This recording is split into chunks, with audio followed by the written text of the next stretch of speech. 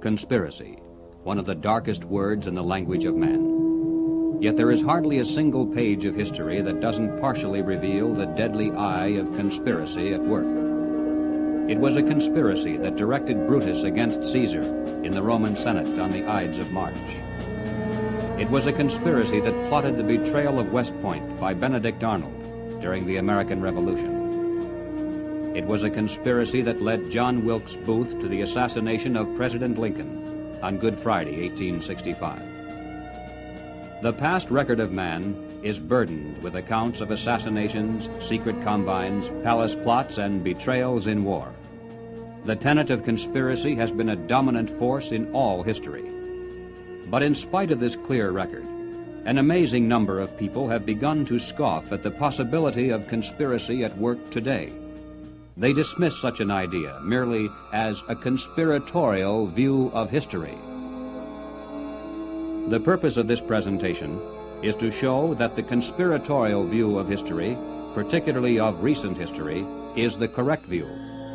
That there is a secret and powerful combine at work today, that it constitutes the unseen government of the United States, and that it properly can be identified as the capitalist conspiracy.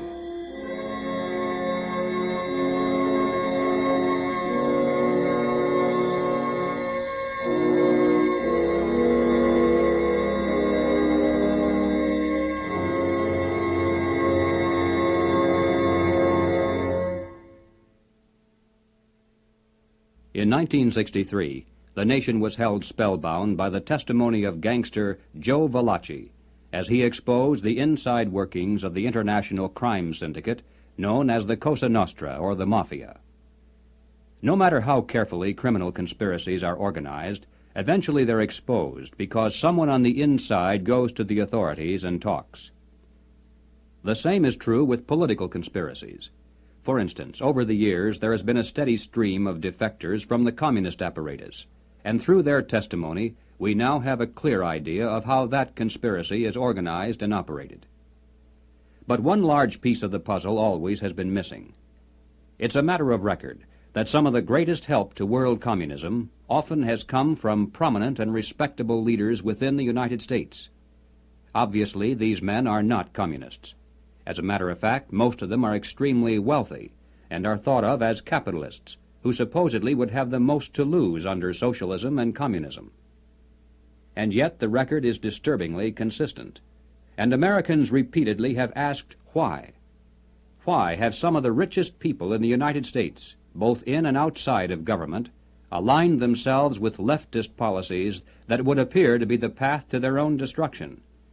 And if there is a conspiracy at work among these men, why hasn't someone on the inside exposed it?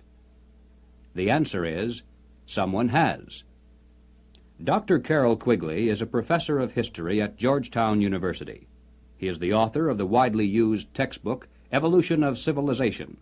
He is a member of the editorial board of the monthly periodical, Current History. He has been a frequent lecturer and consultant for such groups as the Industrial College of the Armed Forces, the Brookings Institution, the U.S. Naval Weapons Laboratory, the Naval College, the Smithsonian Institute, and the State Department. Dr. Quigley also has been closely associated with many of the family dynasties of the super-rich. He is, by his own boast, an insider with a front-row view of the world's money power structure. When Dr. Quigley wrote this 1,300-page book of dry history entitled Tragedy and Hope, it was obvious that it would never be read by the masses. It was intended for the intellectual elite. And to such a select readership, Dr. Quigley cautiously exposed one of the best-kept secrets of all time. But he also made it quite clear that he was an extremely friendly apologist for this group, and that he fully supports their goals and purposes. On page 950, Dr. Quigley says, "I know of the operations of this network because I have studied it for 20 years and was permitted for 2 years in the early 1960s to examine its papers and secret records. I have no aversion to it or to most of its aims, and have for much of my life been close to it and to many of its instruments.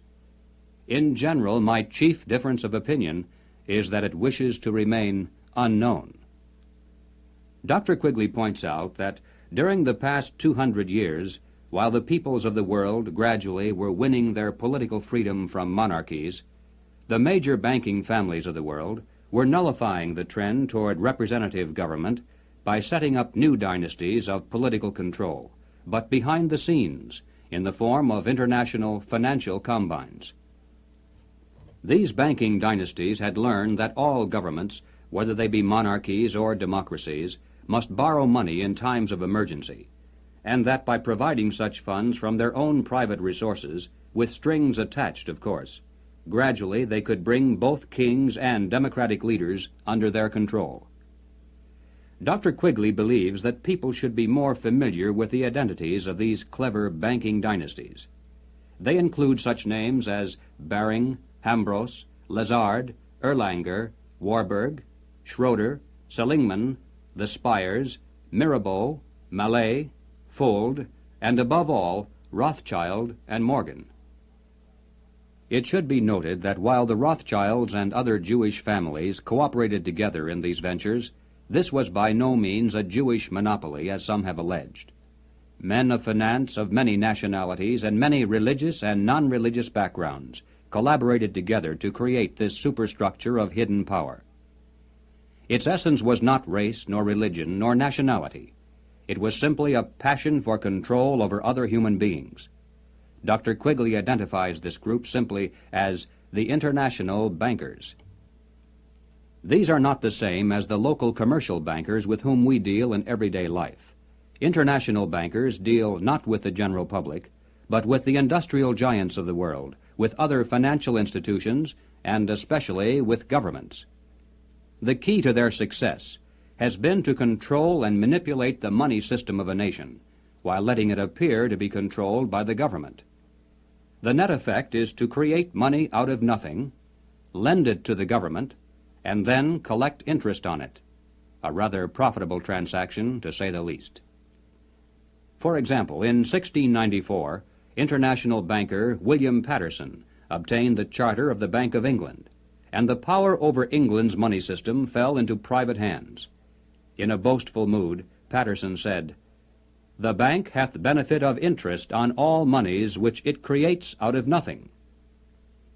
230 years later, Reginald Mackina, British Chancellor of the Exchequer, said, "The banks can and do create money, and they who control the credit of the nation direct the policy of governments and hold in the hollow of their hands the destiny of the people." Turning to the United States, Dr. Quigley tells us, "The structure of financial controls created by the tycoons of big banking and big business in the period 1880 to 1933 was of extraordinary complexity, one business fief being built on another, both being allied with semi-independent associates, the whole rearing upward into two pinnacles of economic and financial power. One, centered in New York, was headed by J.P. Morgan and Company, and the other, in Ohio, was headed by the Rockefeller family. When these two cooperated, as they generally did, they could influence the economic life of the country to a large degree, and could almost control its political life, at least on the federal level. In the United States, it was inevitable that the international banking interests would attempt to establish the same kind of private monopoly over the money system that they had achieved in England, France, Germany, Italy, and Switzerland. The same formula would be used: make it look like a government operation, but keep the control in private hands.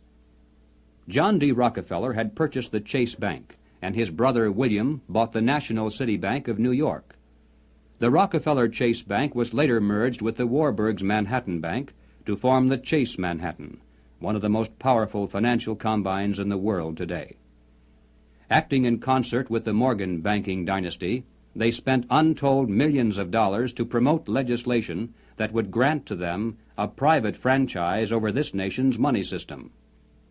To sell this scheme to the voters, the monopolists created the propaganda line that the proposed banking law somehow would work against the monopolies. Politicians took up the cry, "Banking reform," and "Down with Wall Street." And then, to make it look convincing, the financial tycoons publicly pretended to oppose the measure, all the while financing it behind the scenes. On December 22, 1913, the Federal Reserve Act finally was passed into law. Something known as the Federal Reserve System came into being, and with it, total control over the nation's money fell into private hands. The Federal Reserve System solely is responsible for creating money in the United States. The Treasury prints only what the Federal Reserve tells it to print. The far greater amount of checkbook money is also determined by this group.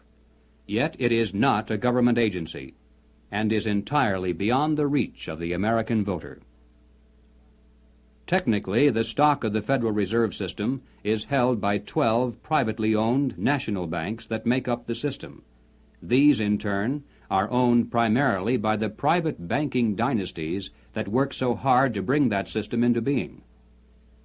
By law, the 7 members of the Federal Reserve Board are appointed by the President for a term of 14 years each. In spite of the incredible length of these appointments, nevertheless, they're supposed to create the illusion that the people, acting through their elected leaders, have some voice in the nation's monetary policies. In practice, however, every president since the beginning of the Federal Reserve System has appointed only those men who were congenial to the financial interests of the international banking dynasties. There have been no exceptions. It is now known that the original Federal Reserve Board was hand-picked by Colonel Edward Mandell House, who early in his career had represented British and American banking interests. The intimate papers of Colonel House, edited by Charles Seymour, reveal House as the unseen guardian angel of the Federal Reserve System. In the words of Mr. Seymour, "The Schiffs, the Warburgs, the Kahns, the Rockefellers, and the Morgans had faith in House." In 1912, Colonel House authored this book entitled Philip Drew, Administrator. The hero, a thinly disguised version of himself in real life, was a behind-the-scenes manipulator of prominent political figures. In the disguised form of a novel, the book lays bare the general strategy that has been followed ever since, even to the very present. It tells of how a small group of insiders cause a depression, and then bring about the election of a man named Rockland. Rockland gives fireside chats and launches a program called the New Era to strengthen government control over the masses. Eventually, the insiders who control the government weaken the country deliberately to the point of civil war, which provides them with the excuse for establishing a dictatorship under Philip Drew. Colonel House was the man who selected Woodrow Wilson as a presidential candidate, and later became his principal advisor. Wilson was totally dependent on House for all political decisions. He was his alter ego. The president himself had written, "Mr. House is my second personality. He is my independent self. His thoughts and mine are one. If I were in his place, I would do just as he suggested." When the federal government goes into debt, it borrows that money from the Federal Reserve System. The national debt presently is at the 400 billion mark. Just to pay the interest on this debt, taxpayers are forced to contribute over $20 billion every year. And remember, that is interest on money created out of nothing. At National Convention time, $20 billion can determine far more politics than all the shouting and placard-waving and brass bands combined. And one can only imagine the economic and political pressures that are brought to bear on a candidate seeking public office. Pressures and commitments to make sure that, if elected, the new president will make the correct appointments, not only to the Federal Reserve Board, but also to ambassadorial posts, government agencies, the cabinet, and even the Supreme Court. This is why, through the years, administrations change, party labels change, but major policies do not. In 1870, a wealthy British socialist by the name of John Ruskin was appointed as Professor of Fine Arts at Oxford University in London. He taught his students that the state must take control of the means of production and organize them for the good of the community as a whole. But he advocated placing control of the state into the hands of a single dictator. He said, "My continual aim has been to show the eternal superiority of some men to others, sometimes even of one man to all others." Dr. Quigley tells us, Ruskin spoke to the Oxford undergraduates as members of the privileged ruling class. He told them that they were the possessors of a magnificent tradition of education, beauty, rule of law, freedom, decency, and self-discipline, but that this tradition could not be saved unless it could be extended to the lower classes in England itself and to the non-English masses throughout the world. Ruskin's message had a sensational impact. His inaugural lecture was copied out in longhand by one undergraduate, Cecil Rhodes, who kept it with him for 30 years. Cecil Rhodes made one of the world's greatest fortunes. With help from international bankers, he was able to establish a virtual monopoly over all the diamonds that came from South Africa, and most of the gold as well. Throughout his entire life, Cecil Rhodes spent most of his vast income to promote the ruling class ideas of John Ruskin. Many people are familiar with the world-famous Rhodes Scholarships, which were established to promote the less controversial aspects of John Ruskin's dream. But very few are familiar with the fact that in 1891, Cecil Rhodes established a secret society to promote the rest of that dream.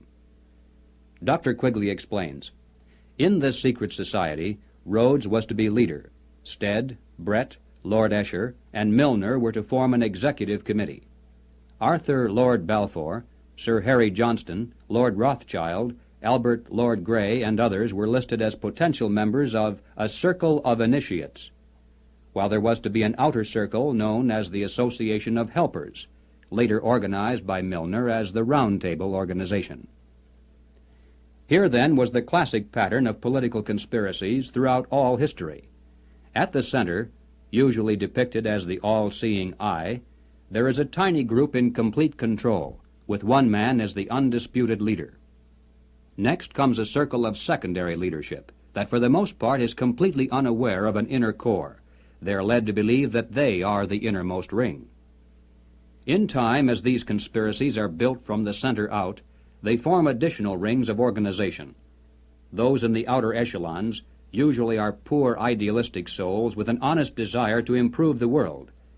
They never suspect an inner control for sinister purposes, and only those few who demonstrate a ruthless capacity for higher leadership are ever allowed to see it.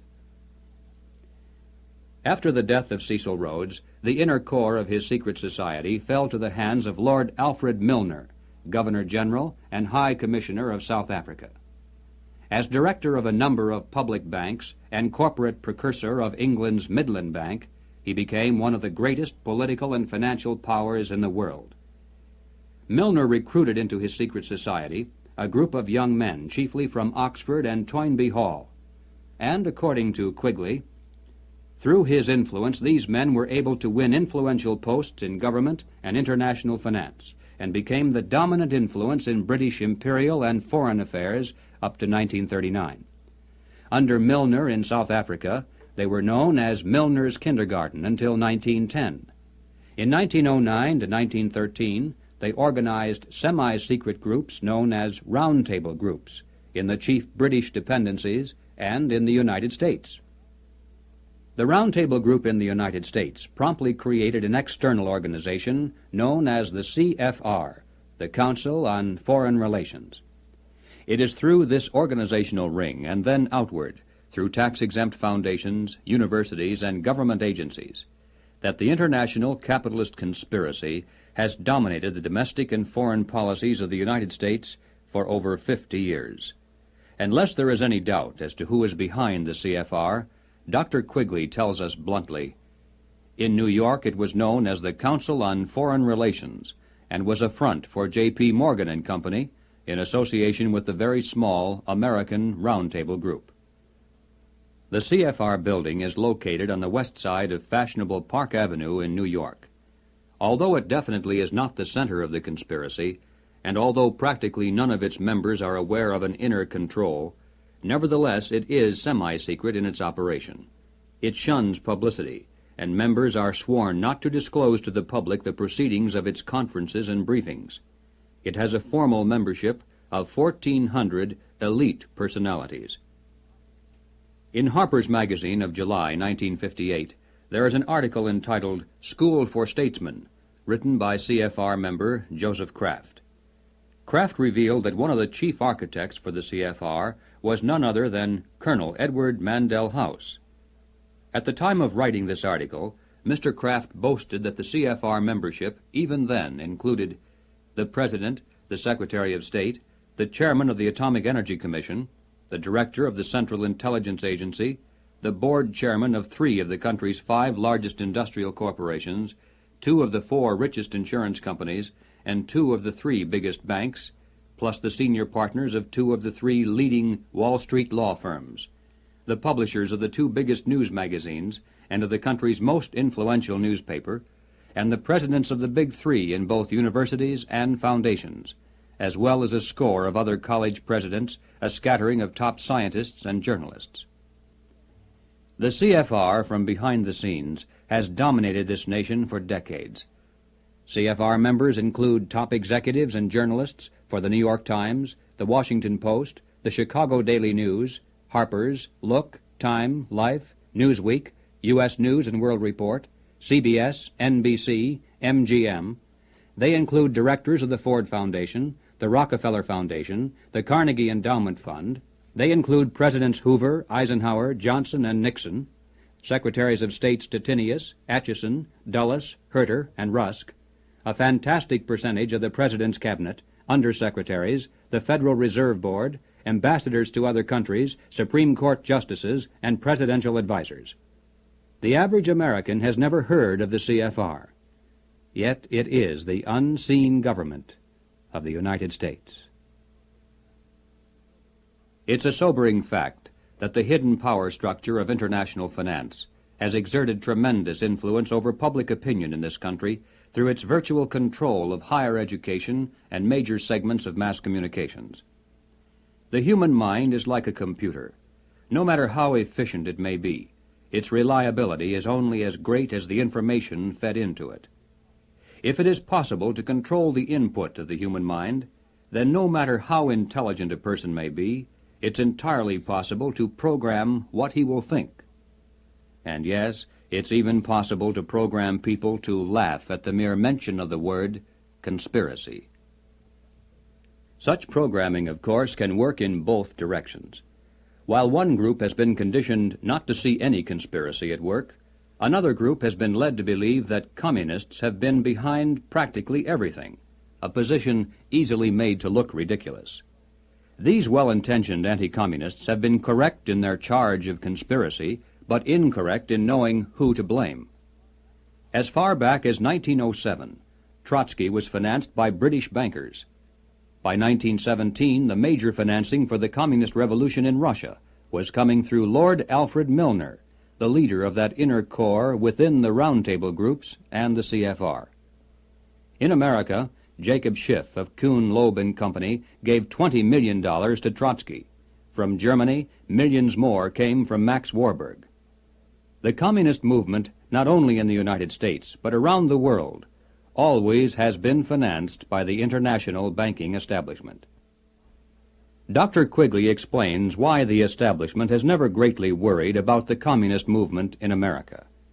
He says, "It must be recognized that the power that these energetic left-wingers exercised was never their own power or communist power, but was ultimately the power of the international financial coterie." In the 1950s, when the public became aroused over evidence of communist subversion in the federal government, it was a simple expedient to have a promising young congressman from California dramatically expose one communist agent. The establishment press gave it extensive coverage, the public was placated, and the obscure congressman became a national hero almost overnight. But when Congressman Reese of Tennessee began to investigate the link-up between Alger Hiss, the Carnegie Endowment, the Morgan Bank, and the interlocking tax-exempt foundations, the establishment press and the administration moved mightily against him. The pressures were so great that he was forced to abandon his investigation, and no one has dared to try it since. After a man has far more money than he possibly can spend for pleasures, What is left to excite him? For those with a ruling class mentality, the answer is power, raw power over other human beings. Money can buy such power only to a point. Beyond that, politics is the sport, and world politics is the ultimate game. For the purposes of this presentation, we have referred to those in the international power structure as capitalists. But these men are not really capitalists in the classical sense. They are merely rich socialists. They have gained their vast wealth not through honest competition and free enterprise, but by political influence and favoritism, the granting of government protection to eliminate competition, and by gigantic fraud of the money system, backed by government force. These men are striving to create a world superstate, with the expectation that from behind the scenes they will be the ones who will rule. Not free enterprise capitalism, but big government is the conspiracy's life force. World government is its ultimate goal. But what is the best way to sell big government and then world government to a people like ours, historically devoted to an independent republic of limited powers? The answer is simple. In revolutionary literature, the tactic is known as pressure from above and below.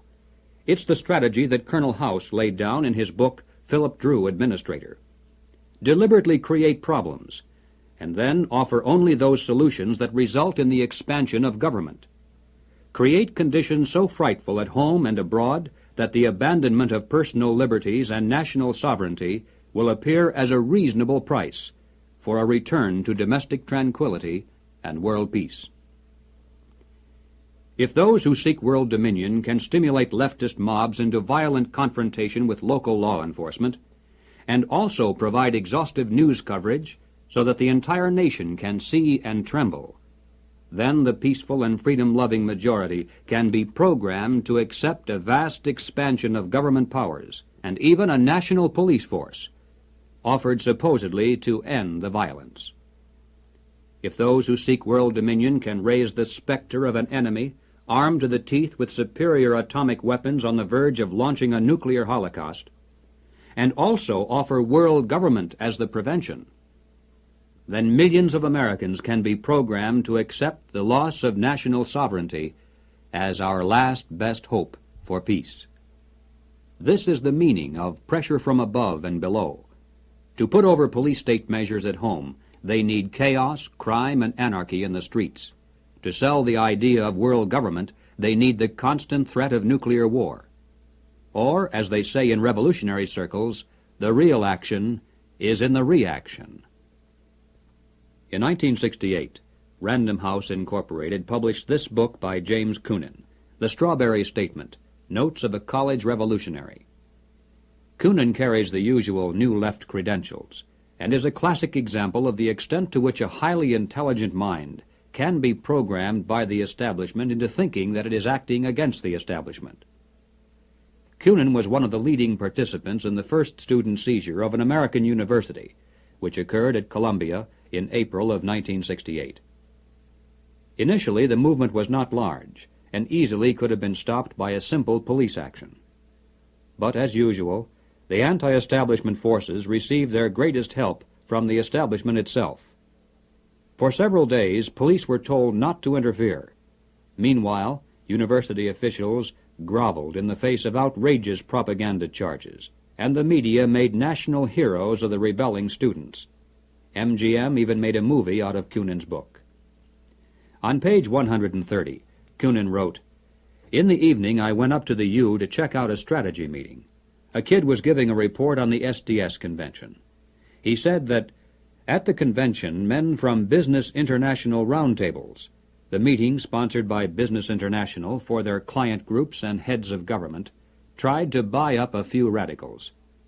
They offered to finance our demonstrations in Chicago. We were also offered ESSO, or Rockefeller money. They want us to make a lot of radical commotion so they can look more in the center as they move to the left." Jerry Kirk, while a student at the University of Chicago, was active in the SDS, the Du Bois Club, the Black Panthers, and the Communist Party. In 1969, Mr. Kirk broke from the party, and the following year testified before the House and Senate Internal Security Committees. Here is what Mr. Kirk has told us. Young people have no conception of the conspiracy's strategy of pressure from above and pressure from below. They have no idea that they're playing into the hands of the establishment they claim to hate. The radicals think they're fighting the forces of the super-rich, like Rockefeller and Ford, and don't realize that it is precisely such forces which are behind their own revolution, financing it and using it for their own purposes. When Stokely Carmichael was head of the militant revolutionary group known as SNCC, he was invited to speak at the University of Chicago. Jerry Kirk, then still a Black Panther, was among those who attended, and here is how he described Carmichael's appearance. Mr. Carmichael was obviously in the middle of something rather important, which made him more nervous and more tense than in the past. He started speaking of things which he said he could not have said before, because his research was not finished. He spoke of the false consciousness of many blacks who believed the Jews were the instrument of oppression of blacks. And he made note of the fact that even though many Jewish people, for example in New York, own quite a bit of land, one must understand that the overwhelming percentages of mortgages in Harlem was owned not by Jewish people, but by Morgan Guarantee Trust, the Morgan family, and Chase Manhattan Bank, the Rockefellers. He repeated the line from the song he liked so well. "Something is happening here, but you don't know quite what it is, do you, Mr. Jones?" What he was getting at was that the Jews were simply one strata of society who are themselves being oppressed by people who were much richer and much more powerful. In the agencies of this power, he cited banks, the chief among which were Morgan Guarantee Trust and Chase Manhattan, and the foundations connected with these monoliths. It was not long after this that Stokely Carmichael mysteriously was ousted from both SNCC and the Black Panthers. Apparently, he had learned too much. More and more young radicals are beginning to wake up to the fact that their entire lives have been carefully programmed by the very people who are their hate symbols. They're beginning to realize that their so-called anti-establishment outlook actually is the calculated product of the establishment press, the establishment communications media, the establishment entertainment industry, the establishment schools. Rich men's corporations publish and popularize revolutionary books and songs. Through advertising, rich men's businesses subsidize revolutionary magazines. Rich men's tax-exempt foundations pour millions of dollars into left-wing organizations. The federal establishment in Washington, through agencies like the OEO, provide weekly paychecks to thousands of hardcore revolutionaries. And so we return again to the basic question, why? Why does the establishment publicly condemn but privately support the anti-establishment movement? Former communist Jerry Kirk answers, "The idea is to create a situation where the people are so frightened of the violence all around them that they will throw their hands up in the air and demand, 'Federal government, do something.' And the only choice open will be martial law. The communists, black militants, and revolutionaries will never succeed in overthrowing the government of the United States. But unless they are stopped, they will scare the American people into accepting socialism from Washington and statist rule by the insiders of the establishment. This is what it is really all about." In Bavaria, the year 1786, acting on a tip from an informer, police raided the home of a prominent attorney named von Zwack. They seized documents and letters revealing that he was a high-ranking member of an extensive conspiracy called the Order of the Illuminati. Over the centuries, forms of the word Illuminati, meaning the enlightened ones, have been used by many secret sects and occult organizations. Most prominent among these were the Alumbrados of Spain, the Gueronnais of France, and the Roshania of Afghanistan. But these were concerned primarily with psychological and spiritual objectives, a proclaimed inner wisdom and mind mastery of the secrets of the universe. The conspiracy exposed in Bavaria was of an entirely different order. The Illuminati was founded on May 1st, 1776, by Adam Weishaupt, a professor at Ingolstadt University. Weishaupt obviously had been a serious student of the occult, for many of its bizarre features and symbols were incorporated into his organization. Weishaupt had been active in the Masonic lodges of Germany, and found in them the perfect vehicle for recruiting into his secret order, which he described publicly as the highest level of Freemasonry. The Illuminati was formally incorporated into the Masonic lodges at the Congress of Wilhelmsbad in 1780. It should be noted that Freemasonry in England and America historically is quite different. Its members are characterized by the highest standards of integrity. Nevertheless, it is a fact that from 1780 on, the Illuminati did flourish as a parasite on the highest levels of the Masonic movement in Europe, especially the Grand Orient lodges of France. There were 8 conspiratorial rings within rings, advancing from the outermost novice inward to Rex, or king. The king, of course, was Weishaupt himself, who had adopted the code name Spartacus. Those in the outer rings were told that the grand purpose of the order was to make of the human race, without any distinction of nation, condition, or profession, one good and happy family. But by the time the member had advanced to the level of presbyter, or priest, his oath of absolute secrecy and obedience had become deadly serious. Only then was he allowed finally to see the ultimate goal of the order. It was the destruction of all religion, replaced by the worship of reason, or humanism, and the destruction of all independent governments, replaced by a new world order, a world government ruled from behind the scenes by the illuminated ones. Needless to say, most members were never allowed to see these goals. In the words of Adam Weishaupt himself, "These good folks swell our numbers and fill our money box. Set yourselves to work. These gentlemen must be made to nibble at the bait. But this sort of people must always be made to believe that the grade they have reached is the last." The public record of the Illuminati is quite thin, but it does show that before it was exposed briefly in 1786, it had already enjoyed immense success in attracting into its outer rings some of the most prominent men of Europe. Its roster included important names in both government and finance. It was the most important single force behind the French Revolution. Some years later, an obscure intellectual by the name of Karl Marx joined a conspiratorial circle called the League of the Just. Shortly afterward, this group reformed into still another organization called the Communist League, and in 1847 they commissioned Marx to write their policy statement for the public. It was called the Communist Manifesto. On the surface, the manifesto appealed to the workers of the world to arise against their capitalist exploiters. But it should be noted that the project was supervised by Friedrich Engels, a capitalist of substantial wealth. Marx himself was so unimportant that his name didn't even appear on the manifesto for the first 20 years after its publication.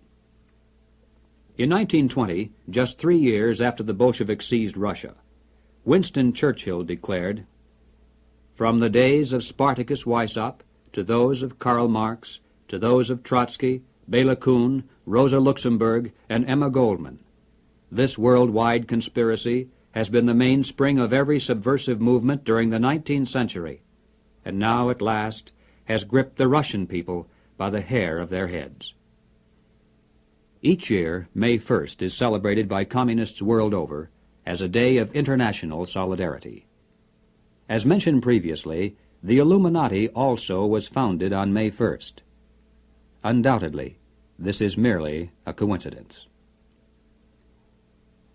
The symbol of the all-seeing eye is closely associated with the Illuminati.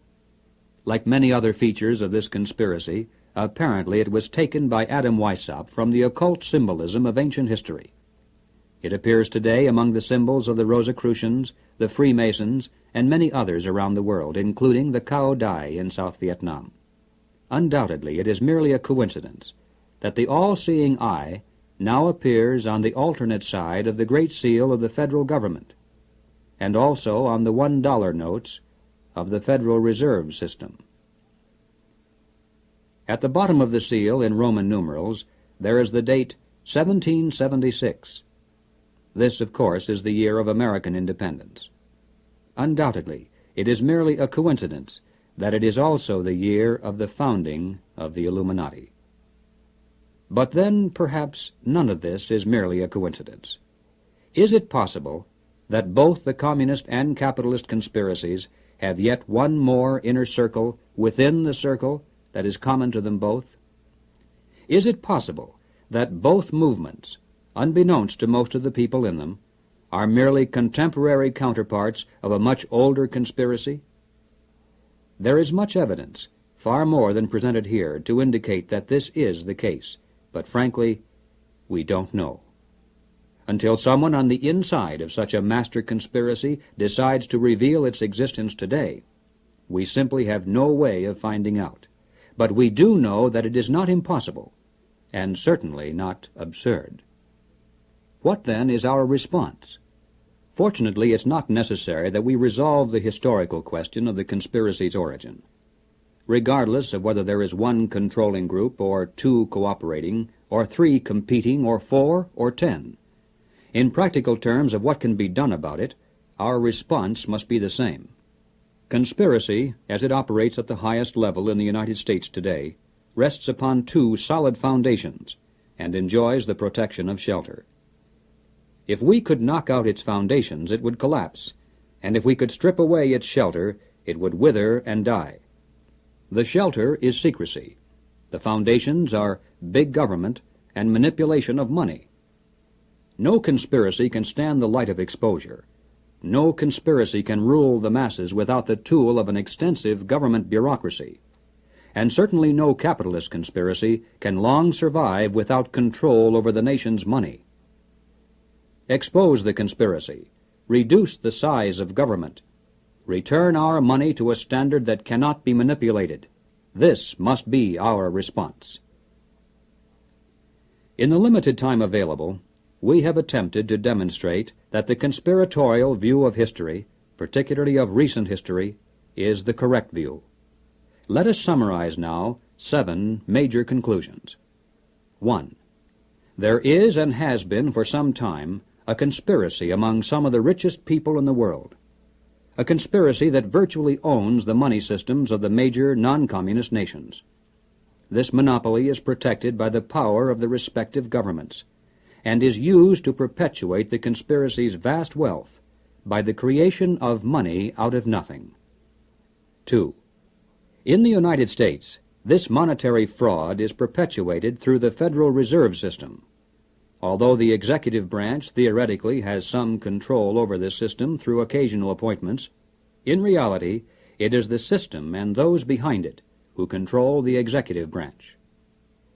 3. The capitalist conspiracy in this country surfaces to public view in the form of the semi-secret Council on Foreign Relations. Its members exercise their control over the nation through government, tax-exempt foundations, centers of education, and the mass communications media. 4. On the surface, the capitalist conspiracy appears to oppose communism. It spends billions of dollars in spectacular military displays of anti-communism all around the world, but never to the extent of seriously harming the enemy, and certainly not to the extent of defeating him. Meanwhile, behind the scenes, the conspiracy always has nourished and aided communism both at home and abroad. It does this not because it is pro-communist, but because it needs the appearance of a formidable foe, and the chaos byproduct of a managed conflict to advance its own goal of totalitarian world government. 5. There is much evidence indicating that the capitalist and communist conspiracies both are directed by a single master conspiracy which may have continuity with the order of the Illuminati, which was founded 200 years ago.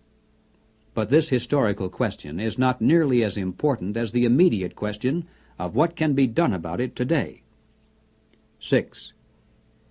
As for our response, we must begin to dismantle the conspiracy's machine of big government. We must restore American independence. We must return our schools to local control. We must protect our police forces from federal aid, which is the certain path to a national police force controlled from Washington. We must denounce revenue sharing as a transparent device leading to control over local government. We must raise up men for political office who not only talk about reducing government, but who will do it once they're elected. And that means men who are totally independent of establishment politics. 7. We must reduce the Federal Reserve System to a service function of clearing checks between banks only. Merely turning the system as it stands over to the federal government, as some have suggested, will not solve the problem. The same people would control it either way. The root of the evil is that money is created out of nothing, and the insiders could do that today just as easily directly through government as they do through the Federal Reserve System. The ultimate solution is to prevent anyone, in or out of government, from manipulating the money supply. And the only way to do that is to return our money to the gold and silver standards. 8. We must expose the conspiracy to public view. If somehow every American could be made aware of the facts contained in this presentation, if it were possible to circumvent the establishment's channels of mass communication and carry this message person to person to our friends and neighbors and fellow club members, the conspiracy would collapse like a house of cards. Yes, the hour is late, but it is not too late if we are realistic in our efforts. As Americans, we can still speak out without fear of imprisonment. We can still join together into patriotic groups to multiply our effectiveness. We can still challenge the establishment's candidates. We still retain that remnant of power to regain control of our own government. With divine guidance and with your help, it can be done.